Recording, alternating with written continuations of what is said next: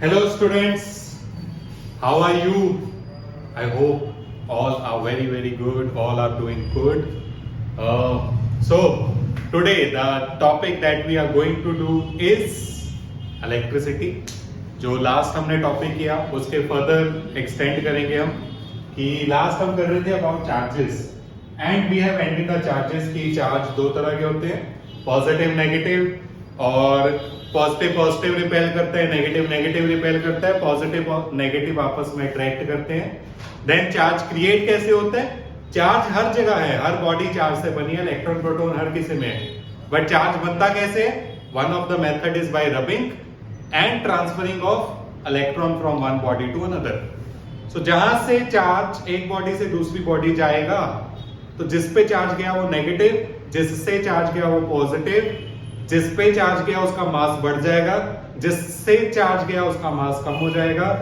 और चार्ज हमेशा पेयर में होंगे। अगर कहीं पे नेगेटिव चार्ज है मतलब उस पे इलेक्ट्रॉन आए हैं तो किसी ने तो दिए होंगे, सो पॉजिटिव भी होगा ही होगा। और सो यही सारे पॉइंट्स थे, ठीक है। अगर नहीं तुमने वीडियो देखी तो पिछली वीडियो देखो, बहुत डिटेल्ड वीडियो है कि चार्जेस होते क्या हैं और क्यों हैं। ओके, सो एक क्वेश्चन पूछा था मैंने, उसका आंसर करके फिर हम आगे मूव करेंगे। सो the question was why a plastic scale attract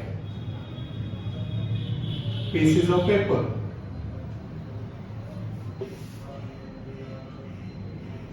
ठीक है, नॉट ओनली दिस, बेसिकली ये तो हमने कर ही लिया था, चलो, कि प्लास्टिक और पेपर, प्लास्टिक स्केल क्यों अट्रैक्ट कर रहा है पेपर को, कि जब हम रब कर रहे हैं तो जो प्लास्टिक है उसके इलेक्ट्रॉन शिफ्ट कर रहे हैं और उस पे चार्ज आ रहा है, वो चार्ज पीसेस ऑफ पेपर को अट्रैक्ट कर रहा है, राइट।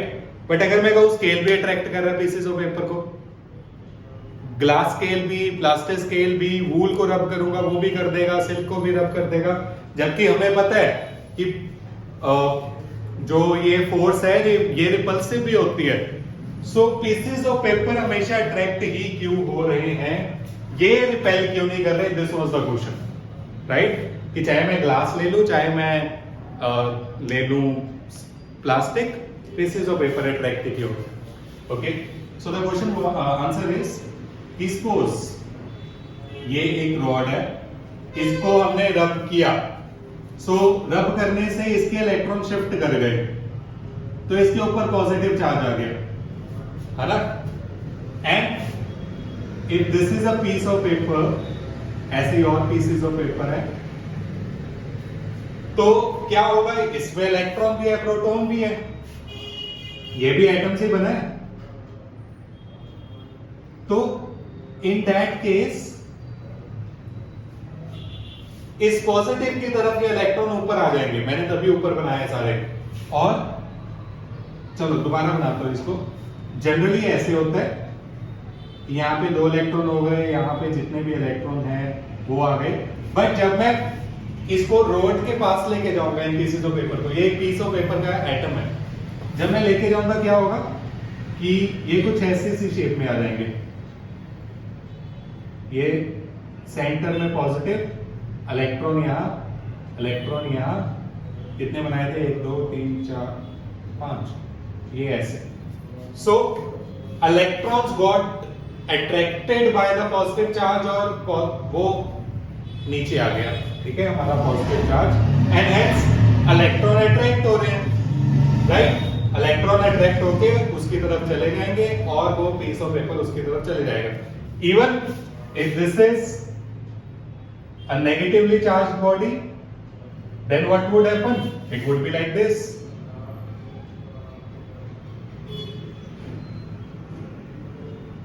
ठीक है, it would be like this कि उसका जो पॉजिटिव चार्ज है वो ऊपर चला जाएगा, नेगेटिव चार्ज जो है वो नीचे आ जाएगा, and hence positive charge attract कर रहा है। So again one more question, कि मैंने बहुत क्लेवरली कहा कि ये नेगेटिव अट्रैक्ट हो जाएगा, बट पॉजिटिव रिपेल भी तो कर रहा है। है तो एक पेपर ही। अगर उसका ये पेपर है, एक तरफ पॉजिटिव है एक तरफ नेगेटिव भी तो है, एक तरफ अगर ऊपर नेगेटिव है नीचे पॉजिटिव भी तो है, तो जितना पॉजिटिव रिपेल कर रहा है तो जितने इलेक्ट्रॉन उतने प्रोटॉन ही। तो जितना प्रोटॉन उसको, या इन दैट केस जितना प्रोटॉन रिपेल कर रहा है उतने इलेक्ट्रॉन अट्रैक्ट कर रहे हैं, फिर अट्रैक्ट की हो रहा है। ठीक है, आई वांट हर चीज की डीप नॉलेज हो तुम्हें कि क्या हो क्या रहा है इन सब में। सो ताकि कभी भी तुमसे कोई कुछ पूछे तो तुम्हें नॉलेज होनी चाहिए।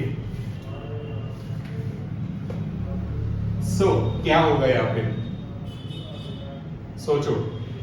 तो व्हाट हैपेंस इज बेसिकली कि हमें पता है कि जितना हम दूर लेके जाएंगे चार्ज को उतनी ये अट्रैक्शन या रिपल्शन कम हो जाती है।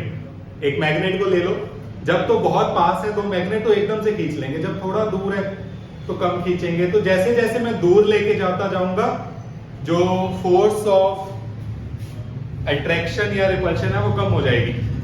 अब इनमें देखते हैं कौन ज्यादा क्लोज है कौन दूर है। ये लाइन लगा लेता हूं, ये रॉड है, अगर यहां पे रॉड की तरफ ये कम डिस्टेंस पे है, ये पॉजिटिव चार्ज ज्यादा डिस्टेंस पे है। सो अट्रैक्शन ज्यादा पावरफुल है क्योंकि डिस्टेंस कम है, रिपल्शन इतनी ज्यादा पावरफुल नहीं है रिलेटिव टू दैट। ठीक है, सो अगर ये अट्रैक्शन कर रहा है 2 न्यूटन की सपोज और ये 1 न्यूटन की कर रहा है तो वो 2 न्यूटन के कारण ऊपर चले जाएगा। Similarly in this case also ये अट्रैक्शन ज्यादा है, रिपल्शन कम है। ठीक है, सो वो ऊपर की तरफ जाएगा। हेंस चाहे उस रॉड पे पॉजिटिव चार्ज है चाहे उस रॉड पे नेगेटिव चार्ज है, पीसेस ऑफ पेपर उसकी तरफ अट्रैक्ट ही होंगे क्योंकि चार्ज शिफ्ट कर जाएंगे कि अगर पॉजिटिव चार्ज है इलेक्ट्रॉन ऊपर आ जाएंगे प्रोटॉन नीचे चले जाएंगे, तो वो net charge net force attraction की बड़ी होगी, वो ऊपर जाएगी। यहां in the same case net attractive force ज्यादा है तो वो ऊपर की तरफ जाएगा। आई होप तुम्हें अब समझ आ गया हो कि ये क्या हो रहा है, क्यों हो रहा है, कैसे हो रहा है, and this is my motive. ठीक है, कि तुम्हें पता चले क्या क्यों कैसे हो रहा है। ओके, सो ये पूरा हमारा चार्ज के बारे में स्टडी की। फिर मोस्ट इंपॉर्टेंट चीज जो हमने पढ़ी थी वो थी क्वांटाइजेशन ऑफ चार्ज। सो हम उसको थोड़ा सा स्टडी करेंगे आज और देन हम आगे करंट पे आएंगे। सो क्वांटाइजेशन ऑफ चार्ज, बताओ फॉर्मूला क्या था भाई, याद है? Quantization of charge says total charge on a body is integral multiple of elemental charge on one electron. ठीक है, जितना एक चार्ज एक इलेक्ट्रॉन पे चार्ज है। सो देन यहां पे अगर मैं देखूं E की वैल्यू क्या थी 1.6 into 10 raise to power minus 19 coulombs. Okay, तो अब क्वेश्चन आता है कि एक कूलम पे कितने इलेक्ट्रॉन है। इस क्वेश्चन को समझो कि हमने देखा था जितने इलेक्ट्रॉन शिफ्ट करेंगे उतना चार्ज आएगा और एक चार्ज पे इतने कूलम है। तो उन्होंने कहा मुझे 10 पावर माइनस 19 नहीं चाहिए, मुझे 1 कूलम चाहिए। कि चार्ज 1 कूलम है एक बॉडी पे, तो कितने इलेक्ट्रॉन शिफ्ट करने पड़ेंगे या कितने इलेक्ट्रॉन शिफ्ट हुए कि उसके ऊपर 1 कूलम ऑफ चार्ज आया। ठीक है, सो वो हम देखते हैं कि कितने हैं इस पे। तो मुझे क्या गिवन है, मुझे गिवन है Q1 है, इसमें सब्स्टिट्यूट कर देते हैं 1। n की वैल्यू हमें निकालनी है कि कितने हुए शिफ्ट, और E की वैल्यू भी हमें पता है 1.6 into 10 raise to minus 19। So n की वैल्यू क्या आ जाएगी 1 upon 1.6 into 10 raise to minus 19। Minus 19 ऊपर जाके प्लस 19 हो जाएगा, सो 10 पावर 19 अपॉन 1.6।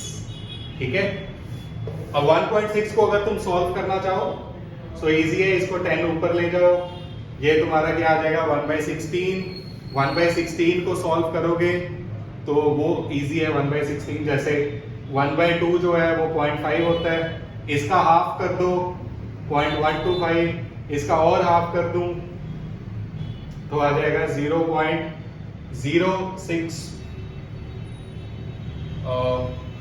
इसका भी हाफ करना अभी, सो 12 का हाफ 6, ठीक है। कुछ गलती हुई? हाँ गलती हुई है, 25 है। 50 का हाफ 25, 25 का हाफ 125 और 1 इसका भी हाफ कर दूं तो 0.0625, ठीक है। ये 1250 का half. So in that way मेरा आंसर आ जाएगा 0.0625 इंटू 10⁻20, 19 + 1, और ये आ जाएगा 6.25 इंटू 10⁻18 इलेक्ट्रॉन्स, ठीक। सो तुम्हें अपनी कैलकुलेशन भी स्ट्रॉन्ग करनी है इसके साथ, कि जरूरी नहीं है 1/16 को एक्चुअली डिवाइड करोगे, सोच के देख लो कितना टाइम लगा। 50, 25, 125, 125 को अगर एक और जीरो लगा लो क्या फर्क पड़ रहा है, 1250 का आप 625, खत्म, ठीक है। दैट मीन्स एक कूलम चार्ज लेके आने के लिए मुझे 10⁻18 इलेक्ट्रॉन शिफ्ट करने पड़ेंगे, मुझे 10⁻18 इलेक्ट्रॉन शिफ्ट करने पड़ेंगे। अच्छा, अब जनरली हम 10⁻18 को अंडर एस्टिमेट कर सकते हैं कि हमें क्या पता चलेगा ये कितना बड़ा है। तो एक मैं थोड़ा सा रफली आइडिया दे दूं, ये है 10⁻18, ठीक है, यहां पे 18 zeros और आएंगे, या 6 to 5 16 zeros और। सो इतने ज्यादा इलेक्ट्रॉन, हम अगर गए 625 इलेक्ट्रॉन नहीं है, 6250 नहीं है। सिमिलरली अगर मैं जितने भी जीरो बढ़ा दूं, ठीक है, तो ये 6,25,000 नहीं है, ये 6,25,00,000 नहीं है, ठीक है। ये क्या है, क्या है ये, और कितने सारे जीरोस हैं, यहां तक तो सिर्फ 5 जीरो डालिए मैंने, 6,25,00,000, कितने सारे 18 जीरोस हैं। सो इसको एक बार समझने के लिए एक इंटरेस्टिंग सा न्यूमेरिकल करते हैं, ठीक है, इंटरेस्टिंग है, अच्छा लगेगा तुम्हें। How many electrons are there in one coulomb, हमने कर लिए इतने। देन अब सोचते हैं, एक जनरल सा क्वेश्चन है कि if you have money equal to number of electron in one coulomb, मतलब ये जितने एक कूलम में इलेक्ट्रॉन है उतने पैसे हैं तुम्हारे पास, उतने रुपीस हैं, ठीक है। सो बताओ इतने पैसे खर्च करने में तुम्हें कितने साल लगेंगे, कितने साल लगेंगे if you are spending 1 lakh in 1 second, in every 1 second. सोच के देखो, मजा आ रहा है। हर एक सेकंड में 1 लाख रुपए खर्च करेंगे, हर एक सेकंड में। मेरे बोलते बोलते 4 लाख खर्च हो गए, ठीक है। So we are spending this much, इतने ज्यादा पैसे खर्च कर रहे हैं, है ना। अगर मैं वीडियो का टाइम देखूं, वीडियो का टाइम है 14 मिनट्स, सो 14 मिनट्स में मैंने कितने करोड़ों रुपए खर्च कर दिए होंगे। सो इतने सारे पैसे हैं मेरे पास, हर एक सेकंड में 1 लाख खर्च कर रहा हूं मैं, तो कितनी देर में इतने सारे इलेक्ट्रॉन्स जितने मैं पैसे खर्च कर दूंगा, देखते हैं। तो 1 सेकंड में 1 लाख, राइट, 1 लाख। 10 सेकंड में 10 लाख, राइट। और मैं कहूं कि किसी n सेकंड में मैंने सारे पैसे खर्च कर दिए, ठीक है।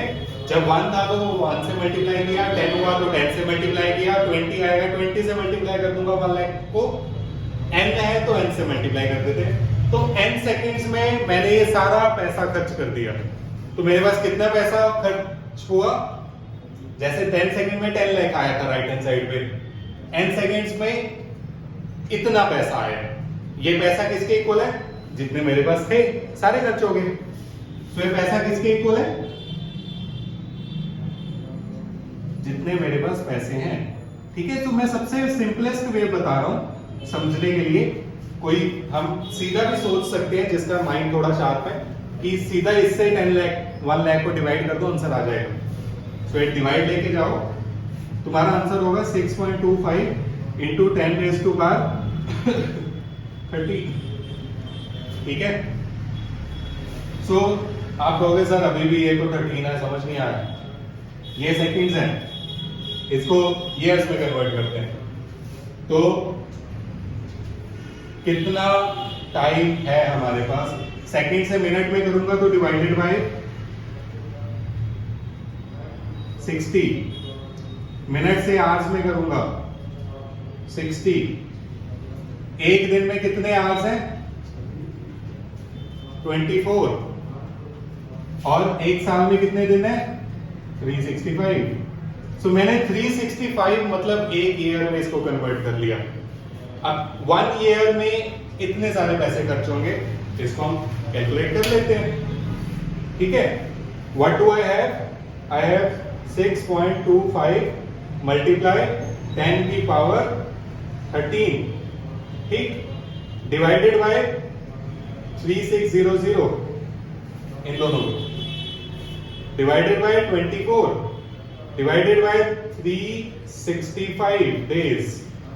ये अबाउट आ गया हमारे पास 1981861 years। ठीक है, 1981861 years। इसको अगर कन्वर्ट करूं 1 10 100 1000 10,000 लाख 10 लाख, मतलब 19,81,861 years लगेंगे हमें इतने सारे पैसे खर्च करने में। 20 लाख साल लग जाएंगे हमें। ठीक है, अगर मेरी कैलकुलेशन कहीं पे गलत नहीं है तो। सो हमें इतने साल लगेंगे पैसे खर्च करने में। तो सोचो, हर सेकंड 1 लाख रुपए खर्च कर रहे हैं तो इतने ईयर्स लग जाएंगे, जितने ईयर्स तक तो हमारी कितनी हजारों पीढ़ियां निकल जाएंगी, है ना। इतने सारे इलेक्ट्रॉन होते हैं एक कूलम में। ओके, सो ये हमारे पास एक सिंपल सा ये क्वेश्चन में आ सकता है, पेपर में आ सकता है, ये नहीं आएंगे, ये थोड़ा इंटरेस्ट बनाने के लिए था, ये जस्ट तुम्हें बताने के लिए था ये कितनी बड़ी वैल्यू है। ओके, नेक्स्ट अगर हम देखें current, so what is current, या करंट हम नेक्स्ट टाइम ही करेंगे। ठीक है, आज के लिए इतना ही देखते हैं। सो इफ यू से टाइम कितना हुआ है अभी 18 मिनट्स में, 2 मिनट हम कोई न्यूमेरिकल और कर लेते हैं। सो इन दैट न्यूमेरिकल तुम्हें क्या आ सकता है इसमें? हमारे पास अभी तक एक ही तो फॉर्मूला किया। ठीक है, तो इसके रिलेटेड कोई भी तुम्हें क्वेश्चन आ जाएगा कि टोटल चार्ज इतना है, बताओ कितने इलेक्ट्रॉन होंगे, टोटल चार्ज उतना है, बताओ कितने इलेक्ट्रॉन होंगे। ठीक है, कि अगर वो कहें चार्ज है तुम्हारे पास 1 माइक्रो कूलम, तो तुम्हें पता होना चाहिए भाई 1 माइक्रो कूलम कितना होता है, मतलब 10 की पावर -6 होता है माइक्रो, छोटे होते से पढ़ते आ रहे हो, राइट। सो चार्ज इतना है और इलेक्ट्रॉन की हमें वैल्यू पता है, डिवाइड में जाएगा। सो हमारे पास आंसर कितना आ जाएगा? ये आंसर आ जाएगा 6.25 into 10 raise to power 12 electrons. ठीक है, सो इतने सारे इलेक्ट्रॉन हमें शिफ्ट करने पड़ेंगे, दैट्स इट। ओके, ऐसे ही अच्छा एक वैसे ही इंटरेस्टिंग सा चीज कर लेते हैं। हमने कहा कि चार्ज कभी भी डिवाइड नहीं हो सकता, चार्ज कभी भी एक इलेक्ट्रॉन से कम नहीं हो सकता, है ना। हमने कहा ना कि ये सबसे छोटा चार्ज है भाई, क्योंकि इलेक्ट्रॉन के ऊपर इतना चार्ज है। इससे छोटा चार्ज नहीं हो सकता। This is out.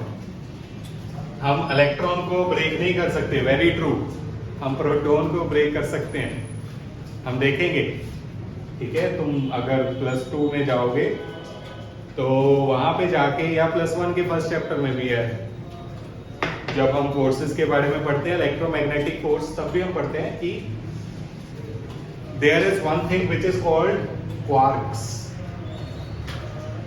ठीक है, तो प्रोटॉन क्वार्क से जोड़ के बनते हैं, 3 क्वार्क से, UUD उनका नेम है, 3 क्वार्क है, एक U क्वार्क, एक U क्वार्क, एक D क्वार्क। इन तीनों को जोड़ के एक हमारे पास प्रोटॉन बनता है। सो प्रोटॉन क्या है? UUD है प्रोटॉन। ठीक है, U पे चार्ज कितना होता है? 2/3 ऑफ इलेक्ट्रॉन। D पे चार्ज कितना होता है? -1/3 ऑफ इलेक्ट्रॉन। सबको प्लस करके देख लो, 1 नहीं आएगा। U कितना था? 2/3। एक और U है 2/3, एक D है -1/3। 2 + 2 4, 4 - 1 3, 3/3 डिवाइड में एलसीएम दिया इज 1 इलेक्ट्रॉन। तो जितना चार्ज एक इलेक्ट्रॉन पे है उतना ही एक प्रोटॉन पे है, वेरी ट्रू। बट उसके अंदर 3 क्वार्क है। न्यूट्रॉन भी 3 क्वार्क से बनता है, DDU। ठीक है, इसको भी चेक कर लो। सो न्यूट्रॉन के ऊपर कोई चार्ज नहीं होता, हमें पता है। -1/3, -1/3 + 2/3, माइनस माइनस प्लस। सो -1 -1 -2, -2 + 2 0, राइट। सो क्वार्क होते हैं हमारे पास, चार्ज इलेक्ट्रॉन से कम हो सकता है, no doubt. Okay, so this is all for today. Next time एक नया टॉपिक स्टार्ट करना था, तो आई थॉट वीडियो बहुत बड़ी हो जाएगी। मुझे बहुत सारे रिव्यूज मिले हैं कि बड़ी वीडियो ना बनाया करो सर, देखते देखते बोर हो जाते हैं। That's why I did it. ठीक है, just on your demand. So thank you so much.